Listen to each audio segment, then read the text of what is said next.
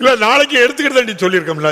மாண்புமிகு பேரவைத் தலைவர் அவர்களே, இந்த அவையில் பெண்களுக்கு எதிரான குற்றங்கள் தொடர்பான 2 சட்டத்திருத்த முன்வடிவுகளை அறிமுகம் செய்வதற்கு முன் அவற்றின் முக்கியத்துவத்தை பற்றிய விவரங்களை முன்னுரையாக குறிப்பிடுவதற்கு தங்கள் அனுமதியோடு நான் இங்கே தெரிவிக்க விரும்புகிறேன்.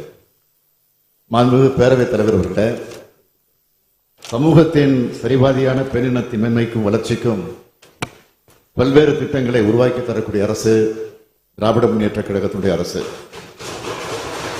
சமூகம், அரசியல், பொருளாதாரம் ஆகிய அனைத்து வகையிலும் பெண்களை முன்னேற்றி வரும் அரசாக நமது அரசு செயல்பட்டு வருகிறது. இந்த வளர்ச்சியை நாம் தினந்தோறும் அறிந்தும் உணர்ந்தும் இருக்கிறோம். இதன் மூலம் பெண்களின் சமூக பங்களிப்பு அதிகமாகி வருகிறது. இத்தகைய சூழலில் பெண்களுக்கு பாதுகாப்பான மாநிலமாக தமிழ்நாடு திகழ்ந்து கொண்டிருக்கிறது. பெண்கள் அதிக வேலைக்கு செல்லும் மாநிலமாக, பெண்கள் அதிகமான சமூக பங்களிப்பு வழங்கக்கூடிய மாநிலமாக தமிழ்நாடு வளர்ந்து வருகிறது. அதே நேரத்தில் பெண்களின் பாதுகாப்பை உறுதி செய்தாக வேண்டும்.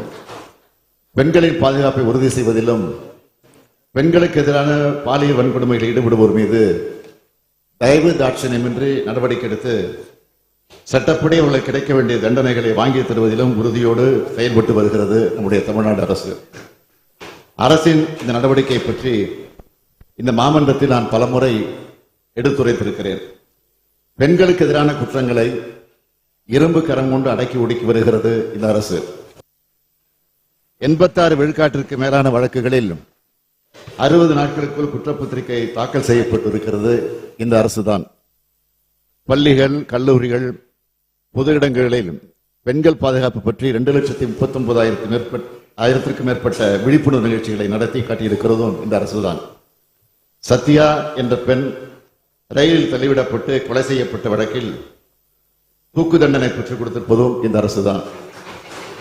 அனைத்து பெண்களது பாதுகாப்பையும் உறுதி செய்யும் அரசாக தமிழ்நாடு அரசு செயல்பட்டு வருகிறது.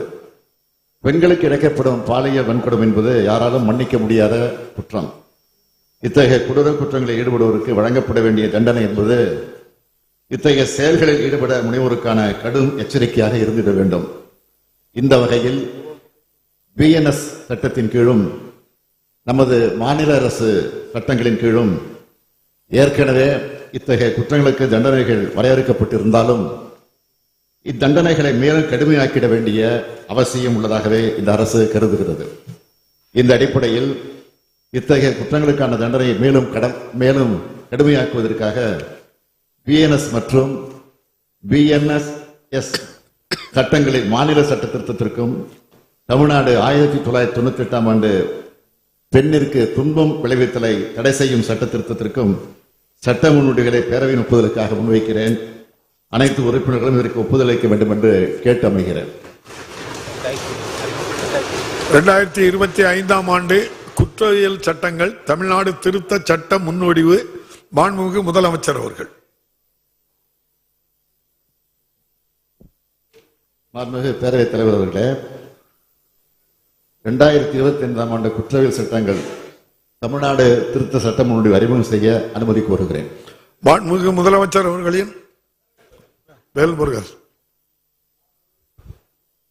மாண்புமிகு பேரவைத் தலைவரே, மாண்புமிகு தமிழக முதலமைச்சர் அவர்கள் தமிழ்நாடு உள்ளுகளை போக முடியாது.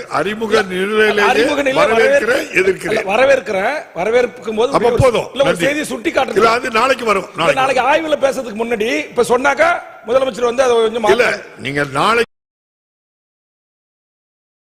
வரவேற்கிறேன் பதிவு பண்ணியிருந்தேன். மாண்புமிகு முதலமைச்சர் அவர்களின் தீர்மானம் பேரவையின் முடிவுக்கு விடப்படுகிறது. ஏற்போர் ஆம் என்க, மறுப்போர் இல்லை என்க, ஏற்போரே அதிகம் என்று கருதுகிறேன். ஏற்போரே அதிகம். தீர்மானம் நிறைவேறியது. மாண்புமிகு முதலமைச்சர் அவர்கள். மாண்புமிகு பேரவைத் தலைவர் அவர்களே, மேற்படி சட்ட முன்வடிவை அறிமுகம் செய்கிறேன். 2025ஆம் ஆண்டு தமிழ்நாடு பெண்ணிற்கு துன்பம் விளைவித்தலை தடை செய்கின்ற திருத்த சட்ட முன்வடிவு மாண்புமிகு முதலமைச்சர் அவர்கள்.